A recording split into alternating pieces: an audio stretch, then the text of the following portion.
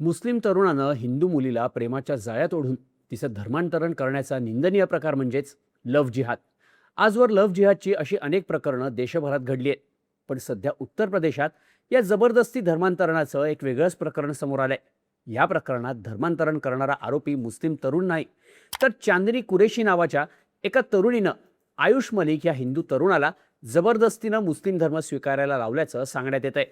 आयुष मलिककडे तब्बल 40 कोटींची संपत्ती असल्याचं सुद्धा बोललं जात आहे. या संपत्तीवर डोळा ठेवूनच चांदनीनं आयुषला आपल्या जाळ्यात ओढल्याचं सुद्धा त्याच्या वडिलांच्या तक्रारीत सांगण्यात आलंय. त्यामुळं उत्तर प्रदेशातला लव्ह जिहादचा हा फिमेल पॅटर्न चर्चेत आलाय. पण यानंतर स्वतःला मोहम्मद अली म्हणवणाऱ्या आयुषनं माध्यमांसमोर येत एक धक्कादायक दावा केला. मी धर्मांतरण आणि चांदनीसोबत निकाह स्वतःच्या मर्जीनं केल्याचं आयुषनं सांगितलंय. यामुळे आता मोठी खळबळ उडाली आहे. पण उत्तर प्रदेशच्या शामलीमध्ये नेमकं घडलं काय? आयुष जो आता मोहम्मद अली झालाय तो स्वतःच्या मर्जीनं झाला की त्यात खरंच चांदनीचा काही रोल आहे? आणि आयुषच्या वडिलांनी चांदनी आणि तिच्या परिवारावर काय काय आरोप लावलेत, सगळी स्टोरी जाणून घेऊया त्या व्हिडिओमधून. नमस्कार, मी शार्दूल आणि तुम्ही बघताय बोल व्हिडिओ. 4 जूनला उत्तर प्रदेशच्या मुझफ्फरनगरमधून एक व्हिडिओ समोर आला होता, ज्यात सनातन धर्माचे प्रचारक आणि घर वापसी अभियान चालक म्हणून ओळखले जाणारे स्वामी यशवीर महाराज शामलीमध्ये झालेल्या एका धर्मांतराची माहिती देत होते. त्यात ते म्हणाले की शामली शहरातल्या हनुमान टिल्ला मंदिराच्या पाठीमागे असणाऱ्या भारत मेडिकलचे मालक देवराज मलिक यांचा मुलगा आयुषला चांदनी कुरेशीनं प्रेमाच्या जाळ्यात ओढलंय. आयुष हा हिंदू जाटव परिवारातला आहे. चांदनी आणि तिच्या परिवारानं आयुष आणि आयुषच्या पूर्ण परिवाराचं ब्रेनवॉश करून त्यांचं मुस्लिम धर्मात धर्मांतरण केलंय. चांदनी आयुषचे व्हिडिओ काढून त्याच्याकडून पैसेही मागायची. हे मोठं षड्यंत्र आहे. पोलिसांनी 10 दिवसात चांदनी कुरेशी आणि तिच्या कुटुंबियांना अटक करावी, नाहीतर आम्ही कुरेशी मोहल्ल्यात जाऊन आंदोलन करू, असा इशारा स्वामी यशवीर महाराज यांनी व्हिडिओमध्ये दिला होता. यानंतर आयुषचे वडील देवराज मलिक यांनी मी आणि माझी बायको आम्ही दोघंही हिंदू असून दिवसातून 2 वेळा हनुमान चालीसा पठण करतो, असं म्हणत स्वामी यशवीर महाराज यांचे आरोप फेटाळून लावले. पण आपला मुलगा आयुषनं मुस्लिम धर्म स्वीकारल्याचं सुद्धा त्यांनी सांगितलं. यावेळी देवराज यांनी आयुषला पुन्हा हिंदू धर्मात आणण्यासाठी यशवीर महाराजांकडे मदत मागितली. त्यानंतर महाराजांच्या सांगण्यावरून देवराज यांनी 6 जूनच्या संध्याकाळी चांदनी कुरेशी आणि तिच्या घरच्यांच्या विरोधात शामलीच्या कोतवाली पोलीस ठाण्यात तक्रार दाखल केली.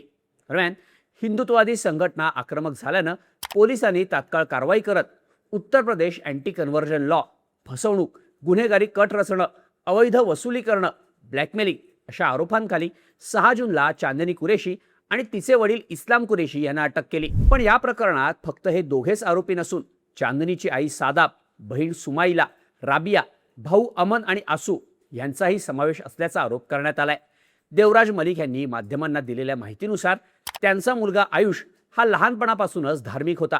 त्याचं फार्मसीचं शिक्षण झालं होतं, ज्यानंतर तो जिम करायचा. पण एकदा व्यायाम करताना त्याचे दोन्ही शोल्डर डिस्लोकेट झाले, ज्यानंतर त्यानं हॉस्पिटलमध्ये ट्रीटमेंट घेतली. त्याचं ऑपरेशन सुद्धा करण्यात आलं. डॉक्टरांच्या सल्ल्यानं आयुष फिजिओथेरपी घ्यायला चांदनी कुरेशी या तरुणीकडे जायला लागला. याच दरम्यान चांदनीनं त्याला प्रेमाच्या जाळ्यात ओढलं. आयुषला आपल्या घरी नेलं. तिथं घरातल्या बाकी लोकांनी त्याला इस्लाम धर्माकडे आकर्षित करणारे पाकिस्तानी युट्यूबर इस्रार अहमदचे व्हिडिओ दाखवले. ते सगळेजण मिळून त्याचा ब्रेनवॉश करायचे. आयुषही या सगळ्याला बळी पडत गेला आणि हळूहळू इस्लाम धर्मानुसार कपडे घालायला लागला. 5 वेळेला नमाज पढायला लागला, दाढी वाढवायला लागला. आम्ही त्याला काही विचारलं की तो दुर्लक्ष करायचा. पण 4 वर्षांपूर्वी शामली शहरातल्या मुनव्वर मौली आणि त्याच्या बाकी साथीदारांनी चांदनी, तिचे वडील इस्लाम आणि बाकी कुटुंबियांच्या मदतीनं आयुषला मुस्लिम धर्मात येण्यासाठी दबाव टाकला. या दबावाला आयुष बळी पडला आणि त्यानं मुस्लिम धर्म स्वीकारून स्वतःचं नाव मोहम्मद अली ठेवलं. ज्यानंतर त्यांनी आयुषला दिल्लीमध्ये एका मशिदीजवळच्या घरात नेलं आणि चांदनीसोबत मुस्लिम पद्धतीनं निकाह लावून दिला.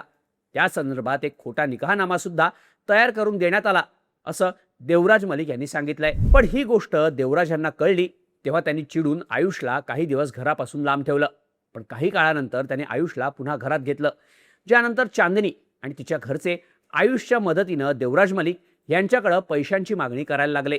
बरेच दिवस त्यांनी पैसे पुरवल्यानंतर ते देवराज आणि त्यांच्या पत्नीवर सुद्धा मुस्लिम धर्मात येण्यासाठी दबाव आणत होते. जर तुम्ही मुस्लिम धर्मात आला नाही तर तुमची हत्या करू, अशा धमक्या सुद्धा देण्यात आल्या. कुरेशी कुटुंबियांच्या या दबावाला कंटाळून देवराज मलिक यांनी चांदनी आणि तिच्या परिवारातल्या 10 जणांवर गुन्हा दाखल केला.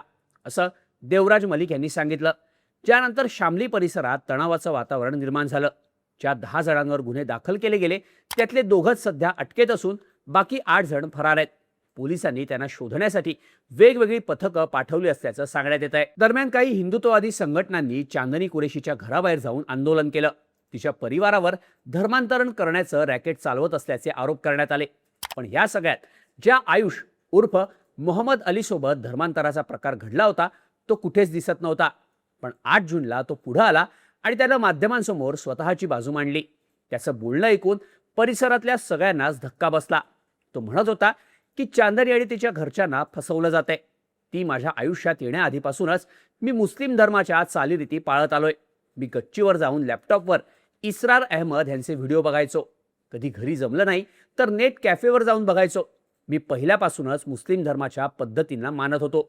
मला धर्म परिवर्तन करायचंच होतं. मुस्लिम मुलीशी लग्न करायचं होतं. पण आपल्याकडं सध्या तयार झालेल्या वातावरणामुळं कुणी तयार होत नव्हतं. पण माझ्या आयुष्यात नंतर चांदनी आली. आम्ही एकमेकांच्या प्रेमात पडलो. पण सध्याच्या परिस्थितीमुळं ती आणि तिच्या घरचे तयार होत नव्हते. पण मी कसं बसं त्यांना तयार केलं आणि आमचा निकाह झाला. पण आता त्यांना खोट्या गुन्ह्यात अडकवलं जात आहे असं आयुषनं व्हिडिओमध्ये सांगितलं. आयुषच्या या दाव्यामुळं या संपूर्ण प्रकरणात मोठा गोंधळ निर्माण झाला. पण नंतर शामलीचे पोलीस अधीक्षक NP सिंग यांनी माहिती देताना म्हटलं की हे प्रकरण आयुषच्या नावावर येणाऱ्या प्रॉपर्टीसाठी झालंय. शहरातल्या मोक्याच्या ठिकाणी असलेलं देवराज मलिक यांचं भारत मेडिकल स्टोअर शहरातल्या सगळ्या मेडिकल्सना होलसेल औषधं पुरवतं. ती मेडिकलची जागा शामली शहरातल्या मोक्याच्या ठिकाणी असून तिची किंमत तब्बल 20 कोटींच्या वर आहे. याशिवाय देवराज यांनी बऱ्याच ठिकाणी इन्व्हेस्टमेंट केली आहे. हे सगळं चांदनी आणि तिच्या कुटुंबियांना माहीत होतं. देवराज यांच्या मृत्यूनंतर त्यांची सगळी संपत्ती आयुषच्या नावावर होणार हे सुद्धा त्यांना माहीत असल्यानं चांदनीनं त्याला प्रेमाच्या जाळ्यात ओढलं. चांदनीचा भाऊ अमन आयुषच्या मेडिकलवर काम करत होता. कामाच्या दरम्यान तो आयुषला धर्मांतरणाबद्दलचे व्हिडिओ दाखवायचा. नंतर चांदनीचे वडील इस्लाम यांनी त्यांच्या ओळखीच्या मौलवींना बोलावून आयुषचं धर्म परिवर्तन केलं. चांदनीचं लग्न त्याच्याशी लावून दिलं. कुरेशी कुटुंबानं हे सगळं व्यवस्थित प्लॅनिंग करून केल्याचं पोलिसांनी सांगितलंय. दरम्यान आयुष मलिक ज्या इस्रार अहमदचे व्हिडिओ बघायचा तो पाकिस्तानमधून दावा नावाची संघटना चालवतो आणि यूट्यूबवर व्हिडिओ बनवून इस्लाम धर्मात येण्यासाठी लोकांचं ब्रेनवॉश करतो. त्या व्हिडिओचा आयुषवर प्रचंड परिणाम झालेला असल्यानं तो पूर्णपणे त्यांनी सांगितलेल्या पद्धतीनुसारच वागतोय असं NP सिंग यांनी सांगितलंय. पोलिसांनी या प्रकरणाची गंभीर दखल घेतली असून फरार आरोपींना लवकरात लवकर पकडलं जाईल असं आश्वासन सुद्धा पोलिसांकडून देण्यात आलंय. शिवाय आयुष ज्या मोबाईलमधून इस्रार अहमदचे व्हिडिओ बघत होता त्याचीही तपासणी होणार आहे. पण यात लव्ह जिहाद सारखा अँगल सध्या तरी दिसत नसून हे प्रकरण फसवणुकीचंच असल्याचं पोलिसांचं म्हणणं आहे. पण पहिल्यांदाच एका मुलीकडून मुलाला फसवण्यात आल्याचा प्रकार घडल्यानं सगळीकडे हा लव्ह जिहादचा फिमेल पॅटर्न असल्याची चर्चा होते. उत्तर प्रदेशातल्या या प्रकरणाबद्दल तुम्हाला काय वाटतं?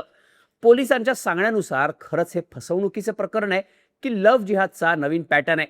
याबद्दलच्या तुमच्या प्रतिक्रिया कमेंट करून नक्की सांगा आणि अशाच माहितीपूर्ण व्हिडिओजसाठी बोल व्हिडिओच्या YouTube चॅनलला सबस्क्राईब करायला विसरू नका.